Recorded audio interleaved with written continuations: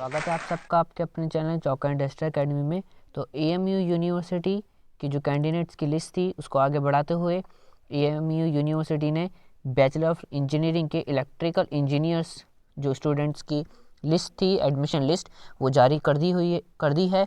और जैसे कि आप देख सकते हैं कि रोल नंबर इसमें दिए गए हैं, आप अपना रोल नंबर इसमें देख लीजिए।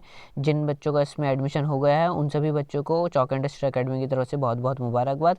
और हमारे चैनल पर बने रहिए, चैनल को सब्सक्राइब करना ना भूलिए, चैनल की वीडियो को लाइक कीजिए ताकि आपको इसी तरह की वीडियोस सबसे पहले मिल सके। Thanks for watching this video.